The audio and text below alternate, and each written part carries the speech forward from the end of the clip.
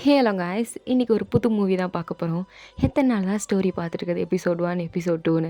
So லைட்டாக நம்மளுக்கு ஒரு சேஞ்ச் வேணும்ல. ஸோ அதனால தான் வீக்லி ஒன்ஸ் மூவி போடலான் இருக்கேன். இன்றைக்கி ஒரு வித்தியாசமான ஒரு மூவி தான் தூக்கிட்டு வந்திருக்கேன். My husband fall in love with my sister. கேட்குறதுக்கே கொஞ்சம் ஒரு மாதிரி வினோதமாக தானே இருக்குது. பட் ஸ்டோரி கேட்டு பாருங்கள், ரொமான்டிக்காக எமோஷ்னலாக ஃபீல் குட்டாக இருக்கும். இந்த ஸ்டோரியை நீங்கள் பார்த்து முடிக்கும்போது உங்களோட லவ் யார் அப்படிங்கிறது உங்களுக்கு நிச்சயமாக தெரியும். பிகாஸ் இது லவ்வை பற்றி ஸ்டோரி பாருங்கள், உங்களுக்கே எண்டில் தெரியும். So starting scene, Ryan and Anya 2 பேருமே காலேஜ் டேஸ் வந்து லவ் பண்ணாங்க. கிட்டத்தட்ட 5 வருஷமாக லவ் பண்ணி பேரண்ட்ஸ் கிட்ட சம்மதம் வாங்கி இப்போ 2 பேருமே வெட்டிங் ஹாலில் நின்றுட்டுருக்காங்க. ரயானுக்கா ரொம்ப ஹாப்பியாக இருக்குது. ஆனியாவை கல்யாணம் பண்ணிக்க போகிறத நினச்சி ஆனியாவோட கையை பிடிச்சிட்டு, நான் எப்போயுமே உன்னை மட்டும்தான் ஆனியா சூஸ் பண்ணுவேன், ஐ எம் ஆல்வேஸ் வித் யூ அப்படின்னு சொல்கிறாரு. இதை கேட்ட ஆனியாவும் அப்படியே டிஎஸோடு ஸ்மைல் பண்ணி ப்ராமிஸா அப்படின்னு கேட்குறா. ப்ராமிஸ் அப்படின்னு அவரும் சொல்கிறாரு. ஸோ 2 பேருமே ரிங் எக்ஸ்சேஞ்ச் பண்ணுறாங்க. அண்ட் ஃபைனலி 2 பேரும் கிஸ்ஸும் பண்ணுறாங்க. அவங்க 2 பேருக்கும் மேரேஜ் ஆகிடுச்சு. ஸோ இப்படியே மேரேஜ் வந்து நியூ மேரிட் கப்பல் இல்லையா. ஸோ ஸ்டார்டிங்கில் அவ்வளோ ஹாப்பியாக இருக்குது. 2 பேரும் கட்டி பிடிச்சிட்டு தூங்குறது, ஒன்றா காலையில் எந்திக்கும் போது ரயான் ஆனியாவை கிஸ் பண்ணிலாம் எழுப்புறது, காஃபி சூடாக போட்டுட்டு வந்து ஆனியோட ஃபேஸில் வச்சு, இப்போ எந்திக்க போறியா இல்லை அது சுட சுட காஃபியை ஊற்றவா அப்படின்னு மிரட்டிலாம் எழுப்பி விடுவார். ஸோ அந்த மாதிரி நிறையா ஃபன் அண்ட் நிறைய மெமரிஸோடு தான் எங்கள் லவ் ஸ்டோரி வந்து மேரேஜ் ஸ்டோரி ஸ்டார்ட் ஆகுது. இப்படியே ஒரு 6 மாதம் வரைக்கும் ரொம்ப ஹாப்பியாக இருந்திருப்பாங்க. அது மட்டும் இல்லாமல் ஆனியாவுக்கு குழந்தை பெற்றுக்கணுன்னு ஒரு ஆசை. பட் அவங்க ட்ரை பண்ணியும் அவங்களுக்கு வந்து இன்னும் அவங்க கன்சீவ் ஆகலை.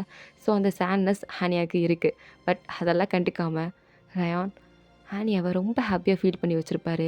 இது வரைக்கும் அவர் குழந்தை ஏன் இல்லை அப்படின்னு ஒரு வார்த்தை கேட்டிருந்துருக்க மாட்டார்.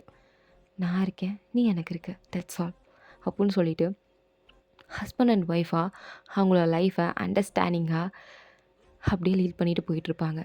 ஒரு நாள் திவ்யா, ஆனியாவோட யங்கஸ்ட் சிஸ்டர், அவளுக்கு வயசு 21, ஸ்கூல் முடிச்சிட்டா, காலேஜ் போகிறா. அவளோட காலேஜ் ஆனியாவோட வீட்டு பக்கத்தில் இருக்கிறதால இங்கேயே ஸ்டே பண்ணி நம்ம காலேஜ் போகலான்னு சொல்லிட்டு அவளோட லக்கேஜ்லாம் தூக்கிட்டு வந்திருக்கா. திவ்யாவை பற்றி சொல்லனா, அவள் ரொம்ப ஃபன்னியஸ்ட் கேரக்டர் அண்ட் ரொம்ப ஆக்டிவ், ரொம்ப எனர்ஜி. அப்படியே ஆனியாவுக்கு ஆப்போசிட். ஆனியா ரொம்ப பொறுப்பானவ அண்ட் அவங்க சுற்றி இருக்கிற எல்லாரையும் ரொம்ப கேரிங்காக பார்த்துக்கணும், அவங்க நம்மக்கிட்ட கம்ஃபர்டபுளாக இருக்கணும் அப்படின்னு அப்படிப்பட்ட ஒரு பொறுப்பான பொண்ணு. பட் திவ்யா அப்படி கிடையாது. ரொம்ப ஃபன்னாக இருப்பாள், ரொம்ப எனர்ஜியாக இருப்பாள், துருன்னு இருப்பாள். சின்ன பொண்ணு இல்லையா. ஸோ கொஞ்சம் அப்படி இருக்கா. அப்படியே ஆனியாவுக்கு ஆப்போசிட். ஸோ அவள் வந்ததும் அவள் பாட்டுக்கு லொலன்னு பேசிகிட்டே இருக்காளா. இதை ரயான் பார்த்துட்டு, இப்படியே பேசிகிட்டு இருக்காத, கொஞ்சம் அமைதியாக இரு அப்படின்னு சொல்லிட்டு லக்கேஜெலாம் தூக்கிட்டு வந்து எல்லாத்தையும் எடுத்து வைக்கிறாரு. ஸோ நாளாக திவ்யாவும் ரயானும் ஒரு பெஸ்ட் ஃப்ரெண்ட்ஸ் ஆகிடுறாங்க. 2 பேரும் குட் ஃப்ரெண்ட்ஸ். 2 பேரும் ஒன்றா உட்காந்து கார்ட் கேம்ஸ்லாம் விளையாண்டுட்டு இருக்காங்க. எப்போல்லாம் திவ்யா கூட ரயான் இருக்காரோ சிரிச்சிட்டே இருக்கார். பிகாஸ் அவள் அவ்வளோ ஃபன்னாக பேசுவாள், சரியான ஒரு காமெடி பீஸ் மாதிரி தான். ஸோ அதை கேட்டு அவர் சிரிச்சிட்டே இருக்கார். இது எல்லாத்தையும் ஆனியா பார்க்குறா. அவளுக்கு ஒரு தப்பான கண்ணோட்டமே வரல. 2 பேரையும் பார்த்து அவள் ஃபீல் பண்ணுறது என்னென்னா, நம்ம தங்கச்சியை இவர் ஒரு செகண்ட் ஃபாதர் மாதிரி பார்த்துக்கிறாரு அப்படின்னு தான் ஆனியா ஃபீல் பண்ணுறா. ஒரு நல்ல பார்வை, எப்படி சொல்கிறது, பார்க்கும்போதே ஹாப்பியாக இருக்குது அப்படின்னு சொல்லுவோம் இல்லையா. ஸோ அந்த மாதிரி தான் ஆனியா அவங்க 2 பேரையும் பார்த்து ஹாப்பியாக ஃபீல் பண்ணிவிட்டு 2 பேருக்கு மேங்கோஸ்லாம் கட் பண்ணிவிட்டு வந்து கொடுக்குறா. அப்போ ரயான் வந்து சொல்கிறாரு, ஹே திவ்யா மேங்கோஸ்லாம் சாப்பிடுவாளா என்ன?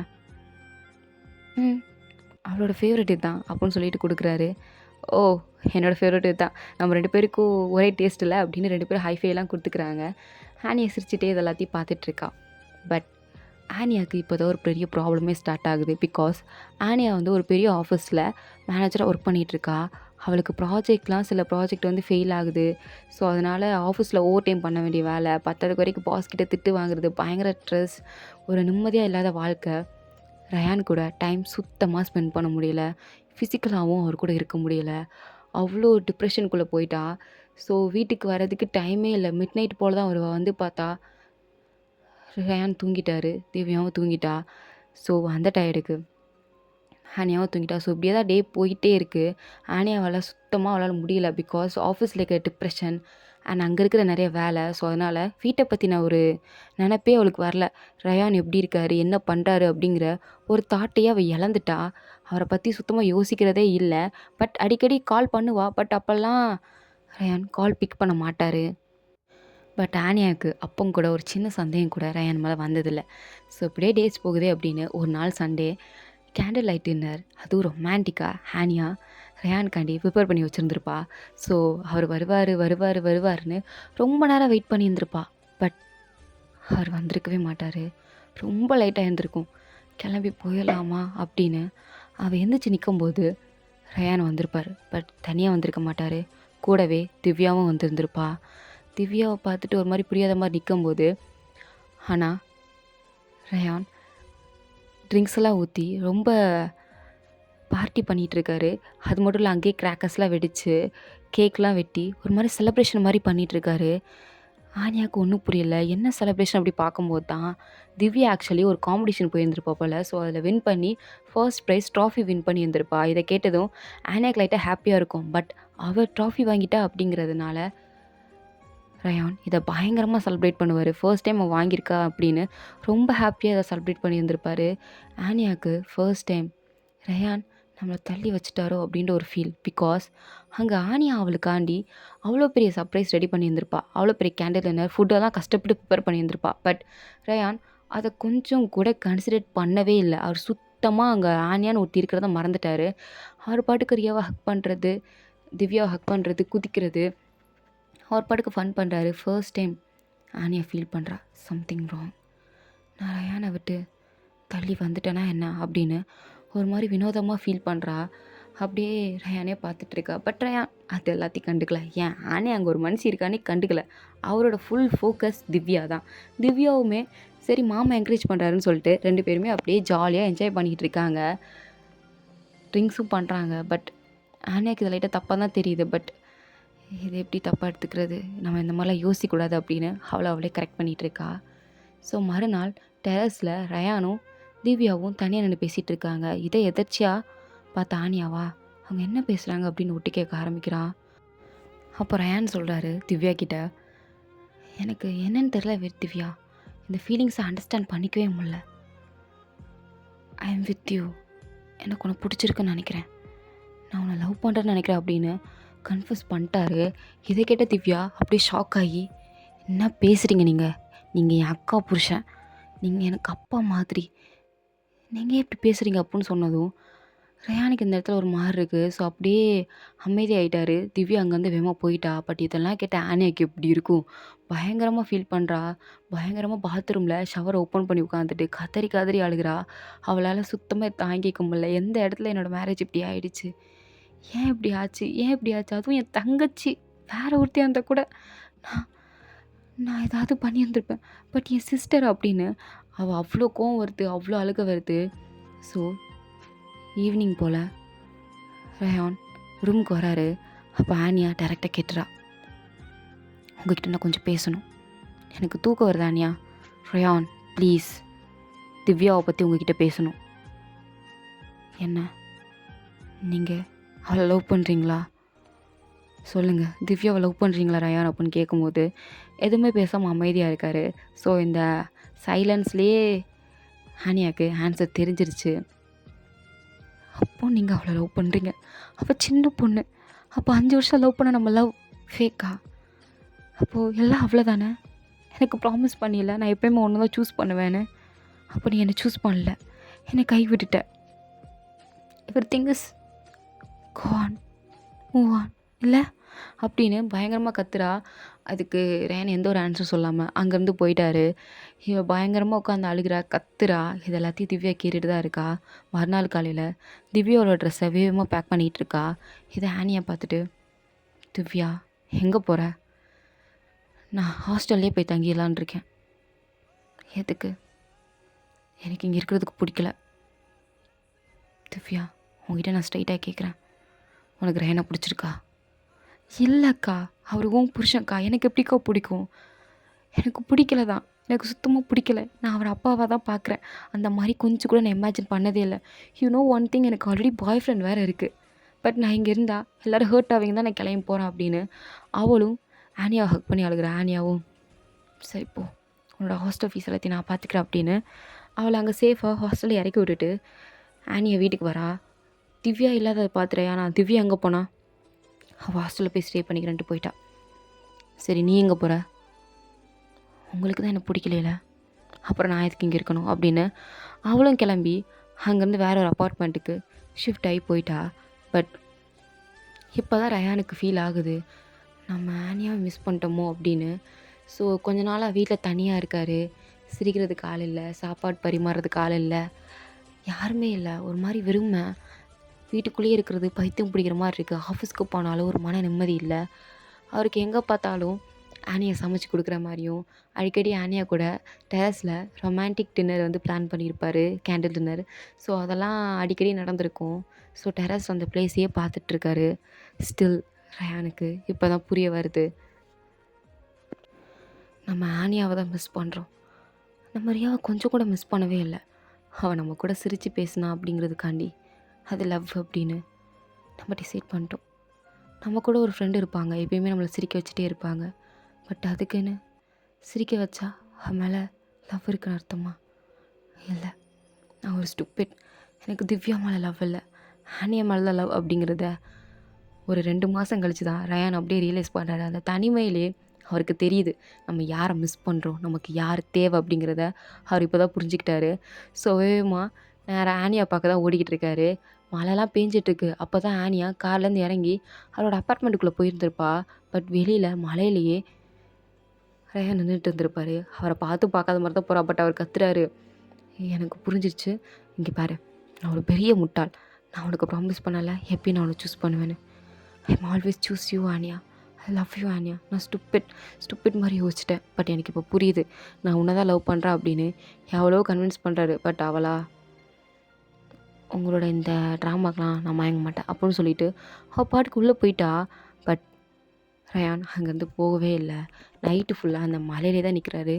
உள்ளே இருக்க ஆனியாவுக்கும் அவள் இன்னுமே ரயானை தான் லவ் பண்ணுறா. பட் ஒரு கோவம் இருக்க தானே செய்யும். யாருக்காக இருந்தாலும் கட்டின புருஷன் ஒன்றை பிடிக்கல, உன் தங்கச்சியை பிடிச்சிருக்குன்னு சொன்னால் யாருக்கு கோவம் வராமல் இருக்கும்? அதே கோவம் தான் ஆனியாக்கும். ஸோ அந்த கோவத்தில் தான் உள்ளே படுத்திருக்கா. பட் இருந்தாலும் மழை அதிகமாக பெய்யுது, போயிருப்பாரா அப்படின்னு எட்டி பார்த்தா அந்த குழுவிலே நடுங்கிட்டு வெளில தான் உட்காந்துருக்காரு. இதை பார்த்து தான் ஆனியாக்கா இதுக்கு மேலே இங்கே இருக்க முடியல. ஸோ ஒரு டவலையும் பெட்ஷீட்டையும் எடுத்துகிட்டு வேகமாக அங்கே வெளில போகிறா. போய் அவரை, என்ன பண்ணிகிட்ருக்கீங்க, வாங்க என் கூட வரேன்னு சொல்லு, நம்ம வீட்டுக்கு வா, வாங்கன்னு சொன்னேன் அப்படின்னு உள்ளே இழுத்துட்டு போகிறா. ஆனால் ரயான் அகெயின் அண்ட் அகெயின் என் கூட வந்துரு, எனக்கு நீ வேணும்னு சொல்லிகிட்டே இருக்காரு. பட் ஆனியாவுக்கு சொல்கிறது கஷ்டமாக தான் இருக்குது. பட் எதுவும் சொல்லாமல், இந்த ரூமில் நீங்கள் ஸ்டே பண்ணிட்டு மார்னிங் எழுந்துச்சி போயிடுங்க அப்படின்னு அவள் ரூமுக்கு போயிட்டா. பட் ரயானா தொடர்ந்து ஆனியா பின்னாடி தான் வராரு. பட் ஆனியா அது எதுவும் கண்டுக்காமல் ரூம் டோரை க்ளோஸ் பண்ணிவிட்டு பயங்கரமாக அழுகிறா. அவருக்கு இப்படி பண்ணுறத பார்த்ததும் அவர் கூட போகணும் அப்படின்னு தான் தோணுது. பட் அகெயின் எங்கே நம்ம ஏமாந்துருவோமோ, அந்த பெயினை தாங்கிக்க முடியாதுன்ற ஒரு பயம். ஸோ அதனால் ரூம்லேயே இருக்கா. மறுநாள் காலையில் அவருக்கு உடம்பு சரியில்லாமல் போயிட போகுதுன்னு சூப்பு, காஃபி, பிரேக்ஃபாஸ்ட் எல்லாத்தையும் பண்ணி வச்சுட்டு ஸ்டிக்கி நோட் சாப்பிட்டுட்டு இங்கேருந்து கிளம்பிடுங்க அப்படின்னு எழுதி வச்சுட்டு அங்கேருந்து போயிருக்கா. இதை மார்னிங் எழுந்துச்சி பார்த்த ரயானா, அடி எனக்கு தெரியும் உனக்கு என் மேலே லவ் இருக்குன்னு, பட் நான் அவனை விட மாட்டேன் அப்படின்னு அவள் செஞ்சு வச்ச எல்லாத்தையும் சாப்பிட்டுட்டு க்ளீனாக பண்ணி வச்சுட்டு ஆனியா வேலை பார்க்குற ஒரு ஆஃபீஸ்க்கு ஒரு பொக்கே அமுச்சு விட்றாரு. My dear wife, I love you so much அப்படின்னு கீழே ரயான்னு போட்டிருக்கு. இது ஆஃபீஸில் இருக்க எல்லோரும் பார்த்துட்டு உங்கள் ஹஸ்பண்ட் ரொம்ப ரொமான்டிக் அப்படின்லாம் சொல்கிறாங்க. அவளுக்கா இவர் என்ன பண்ணுறாரு அப்படின்னு ஒரு மாதிரி ஷையாகவும் இருக்குது, லைட்டாக ஹாப்பியாகவும் இருக்குது. அப்படியே நேராக அப்பாயின்மெண்ட்டுக்கு போகலான்னு பார்த்தா அங்கே வெளியே நின்றுட்டுருக்காரு.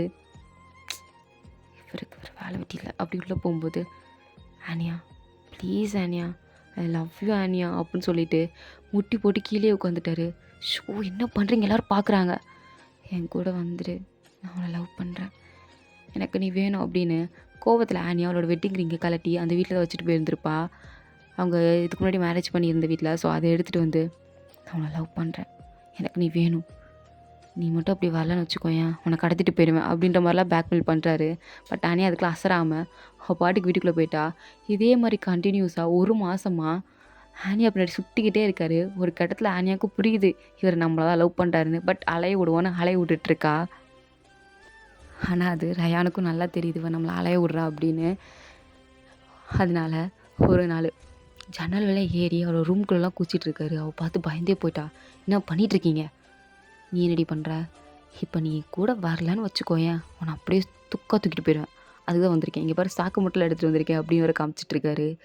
அவள் பார்த்துட்டு, ஷோ இங்கேருந்து போங்க, போனால் அவங்க கூட தான் போவேன், எல்லாம் அவங்க கூட தான் ரூமில் படுப்பேன் அப்படின்னு ஆனியாவை டைட்டாக ஹக் பண்ணிவிட்டு விட மாட்டேங்கிறாரு. ஆனியாவுக்குமே அவரை தள்ளி விடுறதுக்கு சுத்தமாக மனசு இல்லை. ஸோ அவளும் ஹக் பண்ணுறா. ஏ ஹக் பண்ணிட்டா, அப்போ என் கூட வரியா? வரேன்.